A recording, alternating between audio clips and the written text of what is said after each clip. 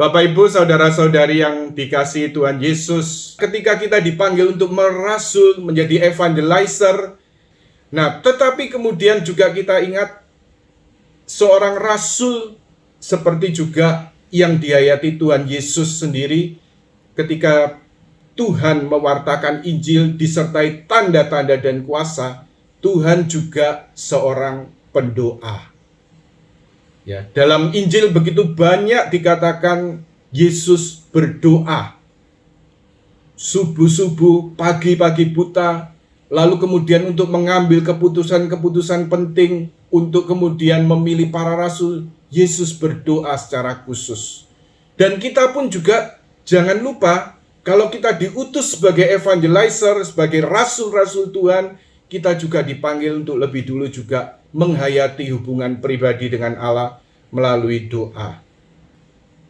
Ya, boleh katakan waktu mempersiapkan ini terinspirasi dengan satu video sebenarnya sudah saya shoot beberapa waktu lalu untuk satu kepentingan. Sebelum kita masuk lebih lanjut, kita dengarkan sharing ya. Tentu wajah-wajah ini tidak asing dengan kita kenal mereka semua. Kita akan mendengarkan bagaimana mereka bertumbuh juga melalui satu pengalaman pribadi dengan Tuhan, melalui hubungan pribadi dengan Tuhan yang mereka hayati terus-menerus.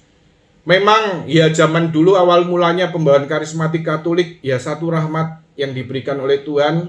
Mereka mengenal pembawaan karismatik Katolik dan juga mulai bagaimana juga menghayati kehidupan doa melalui pelayanan Romo Yohanes Indra Kusuma CSE ya, yaitu melalui pertapaan Karmel.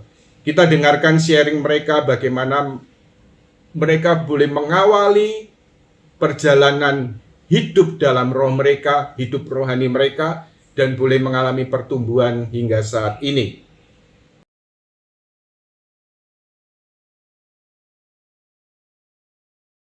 Lalu buah-buah apa yang Bu Cokro rasakan? Ya, yang tak rasakan sampai sekarang tuh ada apa ya, rahmat kesetiaan ya. Jadi kayak sekarang kayak dulu kan kita doa ya akrab beda. Sekarang tuh ada relasi yang lebih akrab sampai Tuhan tuh. Misalnya Romo tuh menyarankan 1 jam setiap hari itu 1 jam berrelasi dengan Tuhan. Itu ya sampai sekarang tak laku gitu loh. Tak laku itu yang aku merasakan itu sebagai salah satu bagi saya itu merupakan berkat ya. Dulu nih kayak nek doa kan ya sepintas gitu, tapi melalui diajar berrelasi dengan Tuhan, setia dengan Tuhan 1 jam 1 hari, terus gitu persembahan dan. Oke, terima kasih banyak Bu Cokro atas sharingnya. Buah-buah yang Ibu alami ini gimana? Lebih disiplin diri, karena dulu awal itu Romo Yohanes itu menitik beratkan itu untuk doa hening di hadapan Tuhan. Dulu itu 1 jam dan itu kita lakukan, tapi akhirnya itu blewer ya, enggak 1 jam, setengah jam sampai Romo bilang harus dilakukan itu bukan demi untuk saya atau siapa, tapi itu untuk pertumbuhan dirimu sendiri. Sehingga kita itu dalam retret biasanya itu berapa bulan sekali kan kita kumpul untuk retret sama Romo. Lalu selalu ditanya bagaimana doa ninya, ada yang bilang nggak bisa dan sebagainya. Terus beliau itu berbicara mengenai mengutamakan doa hening itu diutamakan. Lalu setengah jam, nggak usah 1 jam, 1 jam tapi setengah jam. Dan saya mengalami bahwa sampai sekarang ini kalau saya tidak doa baca kitab suci itu rasanya kurang, ada sesuatu yang kurang. Puji Tuhan ya. Jadi saya melakukan sampai sekarang ini membaca kitab suci, doa pribadi, hening di hadapan Tuhan itu bukan secara kewajiban. Dulu saya merasakan kewajiban karena saya disuruh, tapi saat ini merupakan suatu kebutuhan, suatu kehidupan, jalan hidup saya itu untuk melakukannya itu. Baik, iya terima kasih Bu Grace atas sharingnya ya. Oke. Lah buah-buah yang Ibu alami itu Ibu rasakan apa? Yang paling berdampak Kalau gitu. ya, kalau saya secara pribadi melalui pembinaan, kemudian Romo juga menjadwalkan diadakan retret berkala dan juga ada pembinaan secara berkala pada waktu itu, dan saya secara pribadi menyadari dan mengalami ya bahwa pertumbuhan rohani saya itu sangat dibantu dan difasilitasi oleh pembinaan tersebut.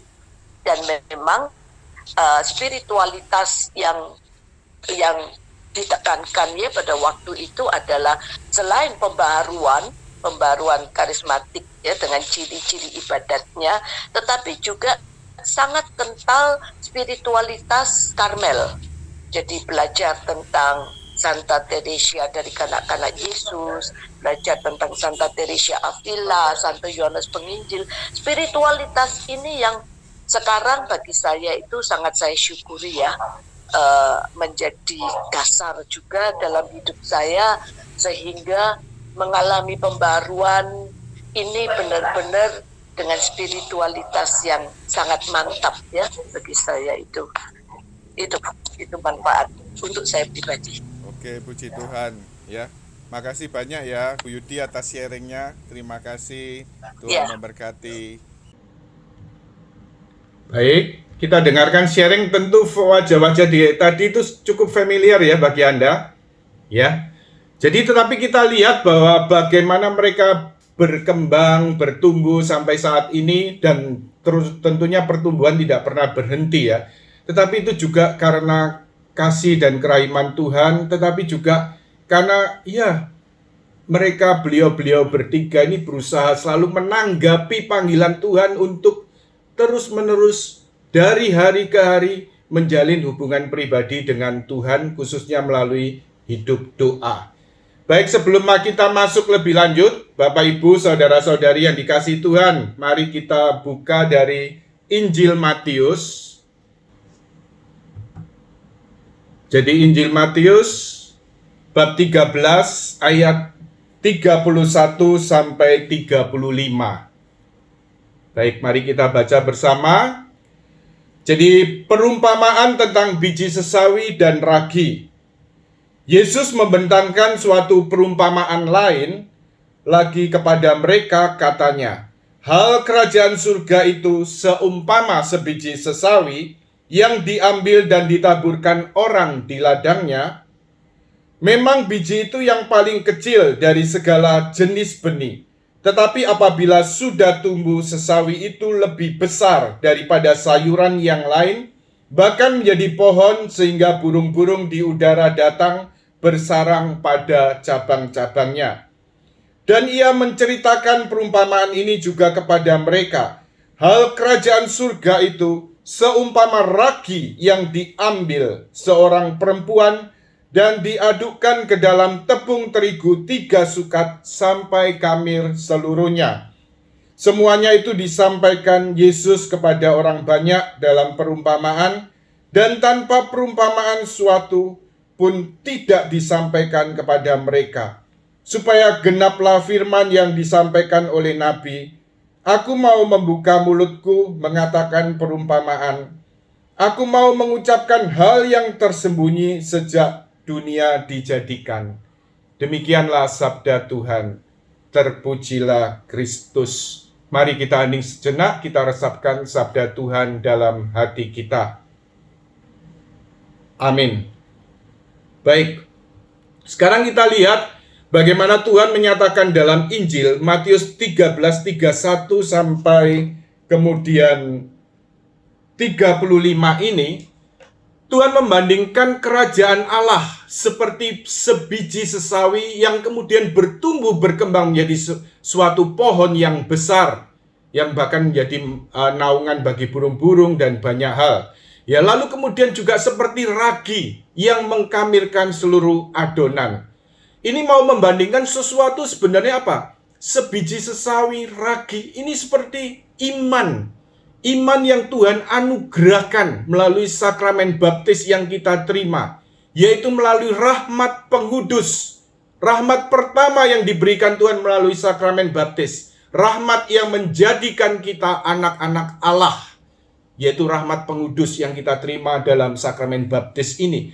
Tetapi kemudian biji sesawi ataupun ragi tadi, itu dapat berkembang terus menjadi satu pohon yang besar. Atau kemudian ragi tadi menjadi adonan.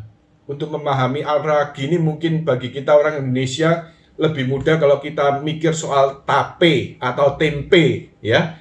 Kan seperti tape, asalnya singkong yang keras, tetapi diberi ragi, lalu ya dalam prosesnya kemudian ditutupi, ternyata kemudian bisa menjadi tape yang manis, tape yang kemudian lunak, dan sebagainya.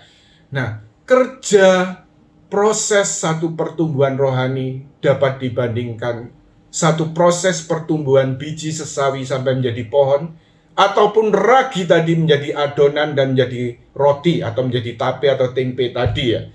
Jadi dalam hal ini kehidupan rohani ini, hidup dalam roh ini, mau tidak mau juga ada suatu proses, ada suatu pertumbuhan. Dan kita semua dipanggil untuk terus bertumbuh. Dan syarat pertumbuhan rohani, saya hanya memberikan secara singkat karena tadi telah kita dengar dari sharing. Syarat untuk bertumbuh secara rohani, pertama-tama mau tidak mau, suka atau tidak suka, bosan atau tidak bosan. Ya kadang-kadang, aduh kok terus diingatkan soal Lectio Divina, aduh kok terus diingatkan soal doa dan sebagainya. Secara manusiawi kita butuh untuk diingatkan. Kecuali kalau Anda terus on, ya, terus on fire, ya, jadi terus berdoa setiap hari sesuai waktu yang Anda persembahkan pada Tuhan, ya, oke. Ya, tetapi biasanya semakin bertumbuh, ya, dia nggak akan komplain kalau diingatkan, ya. Justru semakin orang bertumbuh juga secara rohani, bertumbuh juga dalam kerendahan hati. Jadi justru merasa bersyukur, oh ya, aku boleh diingatkan, oh ya, bersyukur. Jadi menjalin hubungan pribadi dengan Allah ini sebagai dasarnya, yaitu melalui roda kehidupan Kristiani yang telah kita pelajari sejak kita menerima pencurahan roh dalam SHDR, yaitu kehidupan doa, peresapan sabda Tuhan melalui kitab suci, khususnya melalui Lectio Divina. Lalu juga melalui penghayatan sakramen. Ya, khususnya berkaitan dengan pertumbuhan rohani adalah sakramen Ekaristi dan juga sakramen pengakuan dosa. Dan tentu sebagai dasar jangan lupa ya, sakramen baptis dan sakramen krisma.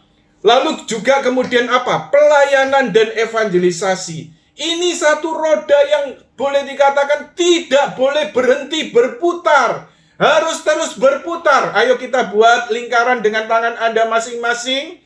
Roda kehidupan Kristiani, doa, kitab suci, sakramen, lalu kemudian pelayanan, evangelisasi, komunitas, ya, harus terus muter, harus terus berputar, karena tidak boleh berhenti. Seorang bapak gereja mengatakan, ya, dalam hidup rohani tidak maju berarti mundur. Jadi tidak ada kata berhenti dalam hidup rohani ini. Tetapi bukan untuk menjadi tegang, tetapi untuk menyadari bahwa hidup rohani ini apa sih? Persahabatan dengan Tuhan, koncoan sama Tuhan. Ya, jadi kalau Anda mau nggak soal persoalannya, sadar nggak, dan mau nggak dipanggil menjadi koncone Yesus, yang makin lama, makin dalam, menjadi bestie, ya istilahnya ya. Jadi menjadi bestie, ya kita dipanggil untuk suatu persahabatan yang makin lama makin mendalam dan terus bertumbuh dalam persahabatan dengan Yesus. Yang kedua, pentingnya ketetapan hati di jalan doa. Jadi pentingnya ketetapan hati artinya apa? Tadi seperti nasihat Bapak Gereja tadi ya. Dalam hidup rohani tidak maju berarti mundur. Orang harus terus berjalan, ya. Jadi kalau untuk sungguh-sungguh menghayati hidup dalam roh, kita perlu menyediakan waktu khusus, ngedit janjian sama Tuhan. Mulai saja realitasnya, Ya kalau Anda sudah dibiasakan dengan Lectio Divina, kira-kira berapa menit sih Lectio Divina ini? 15 menit. Ya, bagus. Lanjutkan ya. 15 sampai 30 menit sehari. 10 sampai 20 menit plus jurnal. Ya oke. Jadi kalau ada kebutuhan mau ditambah sampai setengah jam sehari, boleh ya. Mau 1 jam sehari seperti sharing. Saya tahu beliau tiap pagi jam 3 bangun ya. Jadi dari apa yang beliau terima dari Romo Yohanes waktu itu, ya untuk menyediakan waktu yang terbaik, waktu di mana masih segar. Jadi jam 3 selalu mulai dengan doa ya. Jadi pentingnya ketetapan hati di jalan doa. Ya, saya pernah mengalami satu masa krisis yang besar.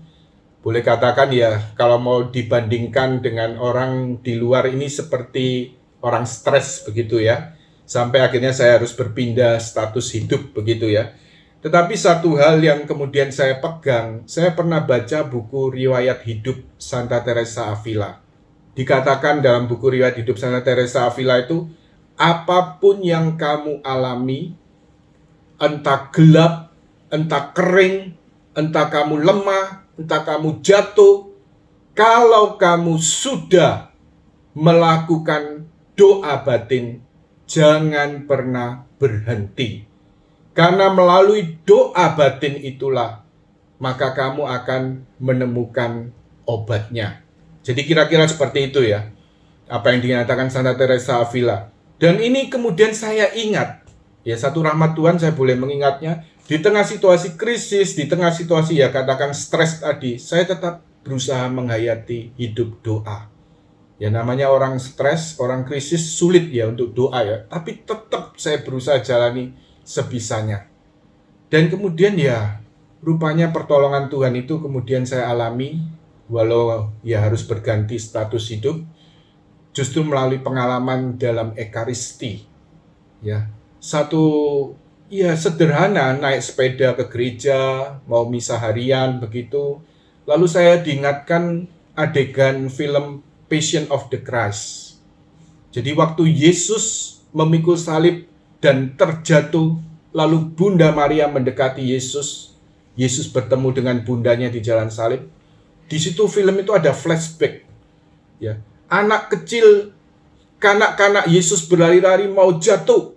Lalu sama Bunda Maria, ya pada masa kecil Yesus, kanak-kanak Yesus mau jatuh ditampani oleh Bunda Maria. Nama ibu nampani. Waktu itu saya kemudian, ya semua orang tua akan melakukan itu. Kalau anaknya sakit, anaknya menderita, pasti akan ditolong. Pasti akan ditampani, mau jatuh ditampani sebisanya kan. Lalu itu saya bawa masuk pada saat Ekaristi, pada misa. Dan itu begitu kuatnya ingatan itu, pengalaman itu. Sampai akhir sadar yang pada saat kemudian setelah saya persembahkan semua, mulai persiapan persembahan sampai doa syukur agung konsekrasi, sampai kemudian pada saat komuni, pada saat itu saya merasa Tuhan merangkul saya. Apa yang dilakukan Bunda Maria pada kanak-kanak Yesus, Tuhan juga mau melakukan pada saya. Semua orang tua akan melakukan hal yang sama pada anak-anaknya. Tapi pada saat itu, saat komuni, Yesus merangkul saya. Bagi saya ini suatu titik permulaan untuk suatu pemulihan. Ya, puji Tuhan, pengalaman yang boleh saya alami dalam Ekaristi. Bukan misa penyembuhan, tetapi misa harian. Ya, misa penyembuhan ya sangat berharga ya, di mana orang berkumpul, orang berdoa bersama, orang mohon kuasa Tuhan menyembuhkan dan mujizat. Tetapi jangan lupa setiap Ekaristi yang kita rayakan, kita ikuti, ini adalah suatu mujizat ya. Di mana Yesus mempersembahkan diri menjadi kurban yang satu dan untuk selama-lamanya melalui Ekaristi. Peristiwa salib Yesus, wafat Yesus di salib dan kebangkitannya dihadirkan saat Ekaristi. Dan kita boleh bersatu dengan Kristus dalam Ekaristi. Lalu kemudian yang ketiga, pembinaan hidup rohani.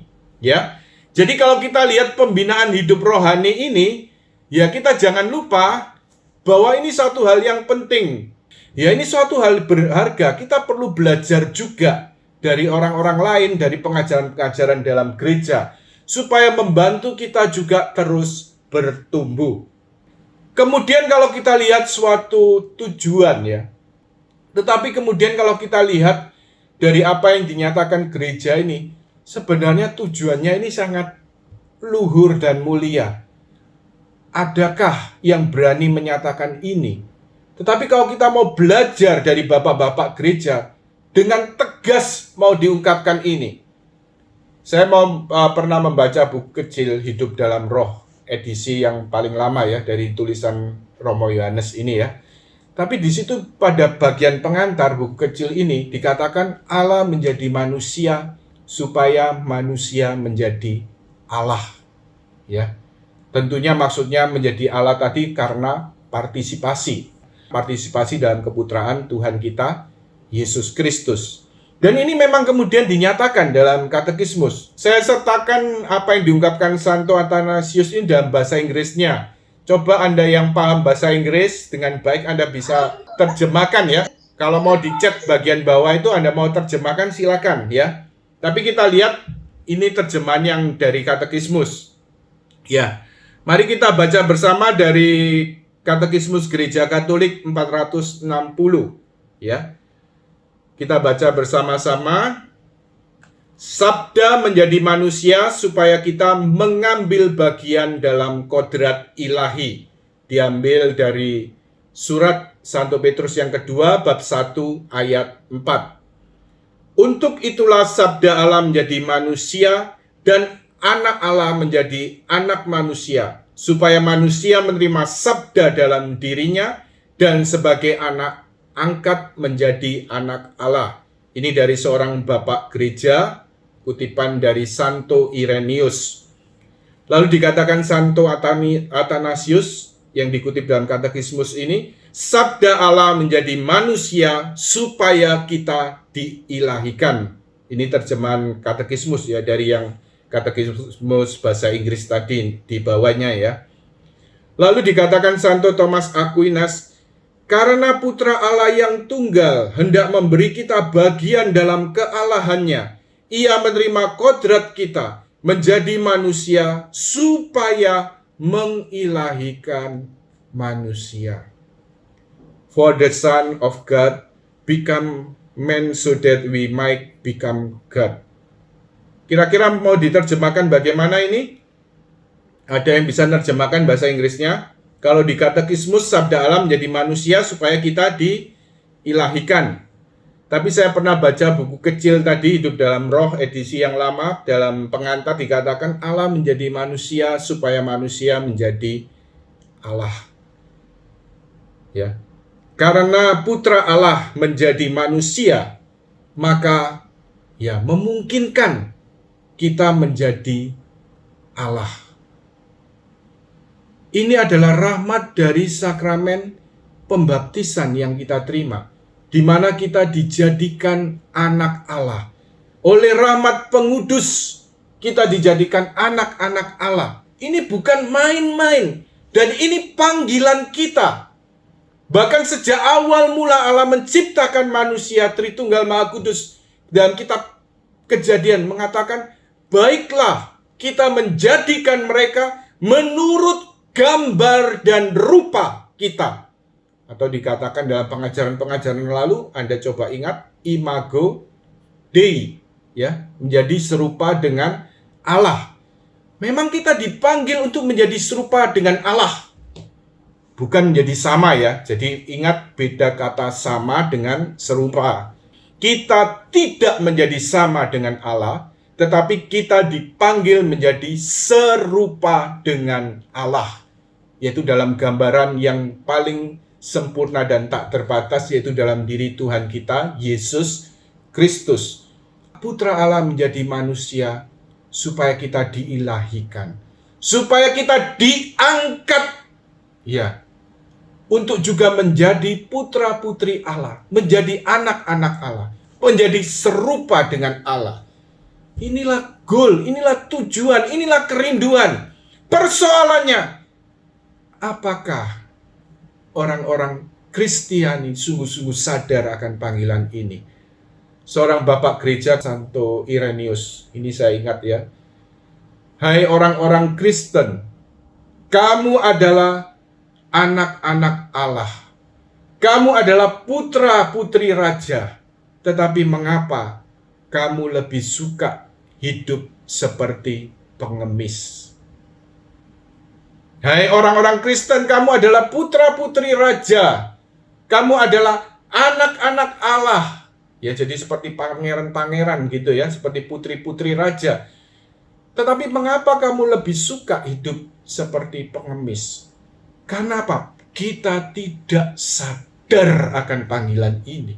Kita tidak sungguh-sungguh sadar akan panggilan ini, bahkan menganggap sesuatu yang muluk-muluk.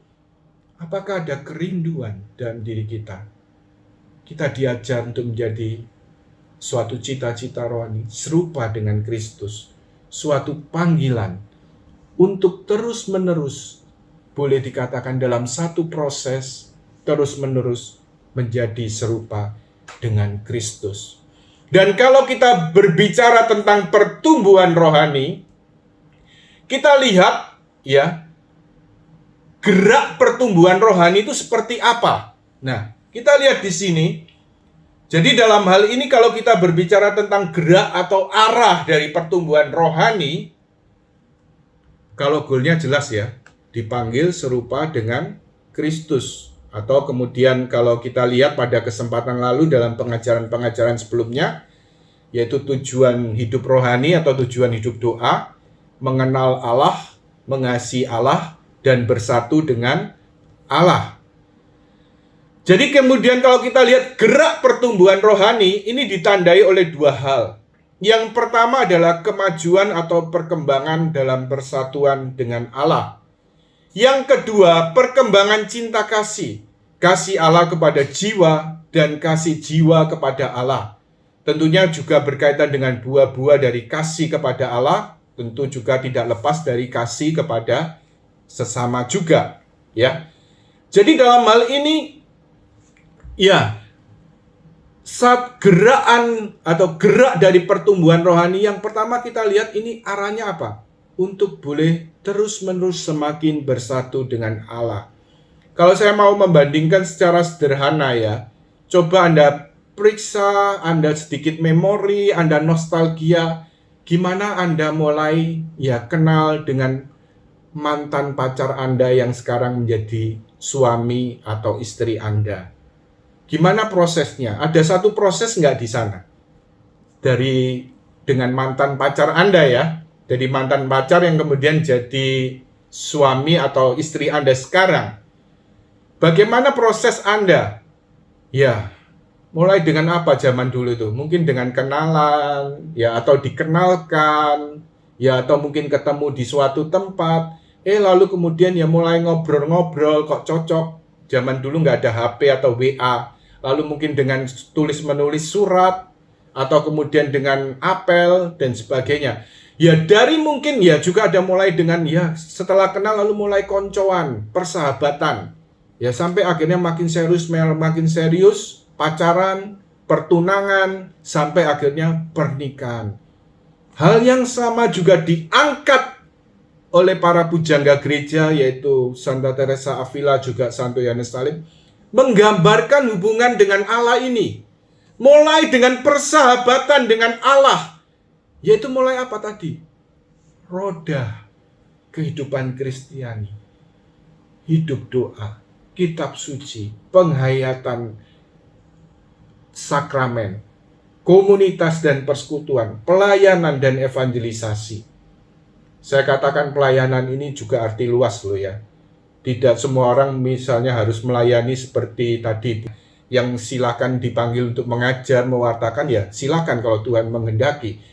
Tetapi pelayanan dalam arti yang lebih luas, bisa di gereja, bisa di lingkungan, bisa di masyarakat, pelayanan melalui kehidupan kita sehari-hari. Juga jangan lupa, dan ini tidak boleh dilupakan, pelayanan pada keluarga. Ya, keluarga, lakukan semua bukan untuk manusia. Ya, pada suami, pada istri, pada anak-anak, pada mertua, pada menantu, pada adik kandung kita, kakak kandung kita. Lakukan bukan untuk manusia, tapi lakukan semuanya seperti untuk Allah. Seperti dikatakan Santo Paulus ya. Jadi lakukan semuanya bukan untuk manusia, tapi lakukan semua untuk kemuliaan Tuhan. Ya, itu juga satu pelayanan ya, dari kehidupan sehari-hari, juga melayani dalam pekerjaan kita dan sebagainya. Ya, saya ingat ya, saya ini pedagang. Jadi kalau artinya kadang-kadang saya pikirkan ya, musim hujan ini, kadang-kadang karena ya toko kuno, kadang-kadang masih banyak ya tukang becak yang cari, artinya apa, klep becak istilahnya ya, yaitu untuk bungkus becaknya begitu ya. Itu hal yang kelihatan sederhana, plastik untuk becak. Tapi nyarinya enggak gampang, ya. Hanya 2 tempat yang jual, ini baru tahu yang tempat kedua barusan saja. Tapi selama ini hanya 1 tempat, itu sampai kosong lama ya, padahal sudah masuk musim hujan. Itu saya benar-benar kepikiran, karena apa? Kasihan dong, tukang-tukang becak yang cari ya, untuk bungkusnya becak ini, plastik itu kan. Sampai akhirnya kemudian, saya menemukan, cari-cari, menemukan tempat yang kedua ya, puji Tuhan. Ya ini hal kecil-kecil, tapi ya, lakukan bukan untuk manusia, tapi lakukan untuk Tuhan. Ya, melayani sesama kita dalam hal apapun, lakukan semua untuk Tuhan. Entah kamu makan, entah kamu minum, entah kamu melakukan segala sesuatu yang lain, lakukan semua untuk kemuliaan Tuhan. 1 Korintus bab 10, ayatnya nanti Anda cari sendiri ya. Oke. Jadi perkembangan dalam persatuan ini perbandingannya tadi ya, seperti hubungan kita ini diangkat oleh para pujangga gereja Yohanes Salib dan juga Santo Yohanes Salib dan Santa Teresa Avila ini. Ya mungkin dengan persahabatan dulu, ya melalui kita menjalani hidup doa, lalu makin serius persahabatan itu semakin dekat, lalu mulai pacaran. Lalu kemudian mau juga lebih lanjut, lebih serius lagi, pertunangan, dan kemudian juga pernikahan. Dan proses ini sebagai perbandingan kasar ya, dipakai oleh para pujangga ini, yaitu dengan istilah kemudian perkembangan doa yang lebih lanjut, ada istilah pertunangan rohani, ada juga pernikahan rohani, seperti yang diungkapkan Santa Teresa Avila dalam karyanya Puri Batin ya. Jadi kalau kita lihat ini, kita jangan terlalu mungkin, aduh kok berat. Ini bukan suatu yang berat. Tuhan tidak memberikan harta rohani yang berat. Tetapi ini adalah panggilan kita. Panggilan kita sebagai anak-anak Allah. Sebagai kekasih-kekasih Allah. Gak usah mikir, mungkin terlalu mikirin tahap-tahapnya. Waktu itu kita belajar tentang 4 tahap dari riwayat hidup Santa Teresa Avila ya. Ya, saya beri ilustrasi sederhana kan waktu itu. Anda mau yang mana? Ya, seperti orang hanya menimba dari sumur tanpa alat bantu, atau yang kedua harus mulai pakai kerean kincir air, atau yang ketiga mulai membuat saluran irigasi, atau yang keempat mau hujan. Kalau diberi perbandingan sederhana, semua maunya apa? Kita mengalami apa? Ya seperti hujan dong ya, doa-doa persatuan ya. Tetapi ini juga memang harus kita alami melalui suatu proses. Suatu proses saya katakan bukan proses yang membebani, bukan proses yang berat. Tetapi mulailah dengan persahabatan dengan Tuhan. Roda kehidupan tadi harus muter terus. Nggak usah peduli tahap-tahapnya, nggak usah peduli sampai di mana aku, tetapi roda kehidupan Kristiani ini boleh terus berjalan. Dan kita berakar di atas batu karang, yaitu gereja yang satu, kudus, katolik, dan apostolik. Gereja yang sungguh-sungguh berakar dari suatu tradisi, mulai para rasul sampai kemudian kita lihat tradisi para kudus, para pendoa, para kontemplatif yang besar. Tetapi semuanya membawakan pesan apa? Kita dipanggil untuk sungguh-sungguh mengenal Allah, mengasihi Allah, dan bersatu dengan Allah. Lalu yang kedua, perkembangan cinta kasih. Ya, ini sebenarnya tidak boleh katakan hampir sama dengan yang pertama ya. Kalau tadi saya beri perbandingan mulai persahabatan, lalu pacaran, lalu sampai pertunangan, lalu sampai pernikahan ya. Dan ini diangkat oleh para pujangga gereja tadi, yaitu sampai kemudian kita kenal persahabatan melalui doa, lalu sampai kemudian pertunangan rohani sampai dengan pernikahan rohani dan sebagainya. Tetapi kemudian yang kedua kita lihat ya, cinta kasih. Ini adalah hukum pertama dan utama. Cinta kasih Allah kepada Allah dan juga cinta kasih kepada sesama. Sebenarnya seluruh kehidupan rohani, juga kita bicara pertumbuhan rohani, ini jalannya adalah cinta kasih.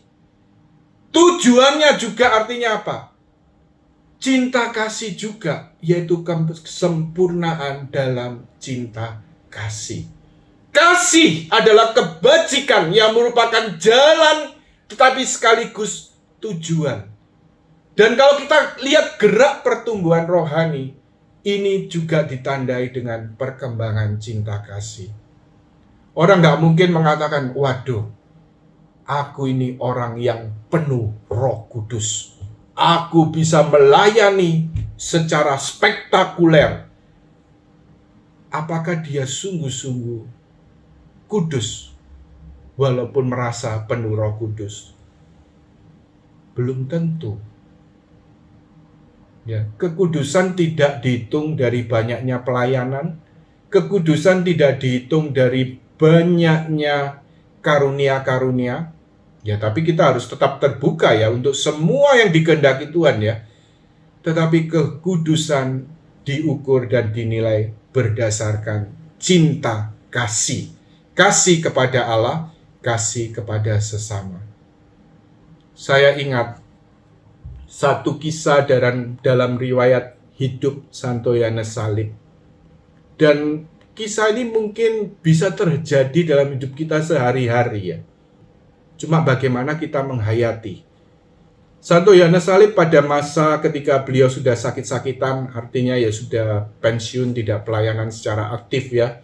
Juga dalam usia yang karena sakit-sakitan lalu lemah, tidak bisa melayani secara aktif lagi. Lalu kemudian diberi pilihan oleh pimpinannya. Ya. Kalau kamu mau melewatkan istilahnya masa-masa kamu sakit ini, kemudian dalam kelemahan, ya kamu ingin dirawat, ingin tinggal dalam biara mana? Diberi dua pilihan, dua biara. Yang satu, priornya, yaitu pemimpin biara, ini seorang yang sangat mengagumi dia. Seorang pimpinan biaranya sangat mengagumi dia. Benar-benar artinya, ya, sangat terkagum, sangat boleh katakan, ya, sangat mengasihi Santo Yohanes Salib. Lalu yang kedua, biara di mana priornya, pemimpinnya, ini kemudian, ya, priornya pimpinan biara ini pernah mendapat suatu teguran keras ketika dalam masa pendidikan, ketika dalam masa pembinaan. Waktu itu Romo Yohanes Salib sebagai pembimbing rohaninya, sebagai perfectnya begitu ya. Kalau Anda tebak, kira-kira milih mana Santo Yohanes Salib ini? Tapi kira-kira memilih mana? Prior yang tadi pertama yang sangat mengagumi dia, atau prior yang boleh katakan ya mungkin punya masalah pribadi karena pernah ditegur keras dan memang karena salah ya, jadi memang karena keliru kemudian ditegur dengan keras ya. Kira-kira pilih mana? Ternyata kemudian pilih prior. Biara yang priornya atau pemimpinnya ini pernah dia tegur dengan keras. Dan akhirnya memang ini karena kecintaannya pada Kristus yang tersalib. Ya, kalau mau aplikasi, kalau kita lihat mau banding-bandingkan ya, misalnya kita pada masa tua, kita milih pada anak yang mana? Anak yang sangat menyayangi atau anak yang ya kurang menyayangi? Atau kemudian kadang-kadang yang juga terjadi hidup sehari-hari, mertua vs menantu. Kalau dapat yang baik, menantu baik, mertua baik, ya puji Tuhan. Tapi kan tidak semua bisa seperti itu kan, kenyataannya dalam hidup kita sehari-hari. Dan memang dengan memilih biara di mana pimpinannya orang yang pernah dia tegur dengan keras dan rupanya masih ada merasa punya masalah, ya mungkin masalah ada, ya namanya manusia ya, walaupun dibiara bisa sakit hati, berusaha membalas dan sebagainya, dan itu terjadi. Jadi pada akhir-akhir masa hidupnya dia banyak disio-sio, dikunyo-kunyo, istilahnya seperti itu ya. Tapi dia menerima, Yohanes Salib menerima dan menyatukan dengan salib Kristus. Tetapi kemudian satu buah yang terjadi kemudian, ternyata kemudian apa? Menjelang meninggalnya Santo Yohanes Salib ini, prior ini bertobat. Jadi prior ini kemudian menyadari semua kekeliruan dan sakit hatinya. Dia sungguh-sungguh minta ampun, dia sungguh-sungguh menyesali segala apa yang dia lakukan pada Santo Yohanes Salib ini. Ya. Tapi ini bagaimana motivasinya hanya karena apa? Cinta kasih kepada Kristus. Cinta kasih pada sesama.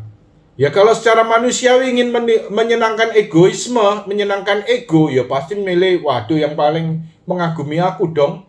Ya, jadi pasti orang secara manusia milih seperti itu. Ya akan mendapat banyak keistimewaan, banyak privilegi dan sebagainya. Tetapi ya kita lihat bagaimana rupanya apa yang dialami Santo Yohanes Salib, ya semuanya karena cinta kepada Kristus yang tersalib.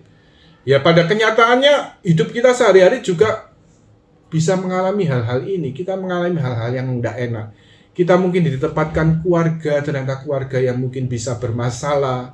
Hal-hal yang harus kita pikul, harus tanggung. Ya, saya rasa dari masa Advent sampai Natal saya sedang mengalami hal-hal ini. Ya, tetapi saya rasa itu juga ya bagian dari salib kehidupan yang harus dipikul bersama Kristus ya. Tapi itu bisa terjadi di mana saja, kapan saja. Kok ono ai Tuhan? Sampai mungkin, aduh, syok, kaget. Itu bisa terjadi. Tapi mau apa lagi? Ya semuanya hanya bisa, ya kita jawab, kalau kita hanya berani memikulnya bersama Kristus. Kalau nggak bersama Yesus, ya stres, gelap, beban, tidak karu-karuan, tapi hanya dipikul bersama Yesus, maka ya kita tidak pernah pikul sendirian, tapi bersama Yesus, demi kasih pada Yesus, dan itu juga akan berguna demi kemuliaan Tuhan, demi keselamatan kita, dan seluruh umat Allah yang kudus. Yang selalu kita doakan saat kita Ekaristi, saat sesudah persiapan persembahan ya. Semoga persembahan ini diterima demi kemuliaan Tuhan, keselamatan kita, dan seluruh umat Allah yang kudus. Kalau kita sadar, kita satukan semua penderitaan kita, salib kehidupan kita, dengan kurban Kristus di altar. Ya, ini tadi berkaitan dengan gerak pertumbuhan rohani. Tadi yang pertama karena apa? Geraknya dilihat apa? Ya, geraknya yaitu semakin lama semakin bersatu dengan Allah. Ya, lalu dari persahabatan dengan Allah sampai persatuan dengan Allah. Lalu yang kedua yaitu perkembangan cinta kasih, ya. Lalu kemudian kita lihat selanjutnya 2 fase pertumbuhan rohani.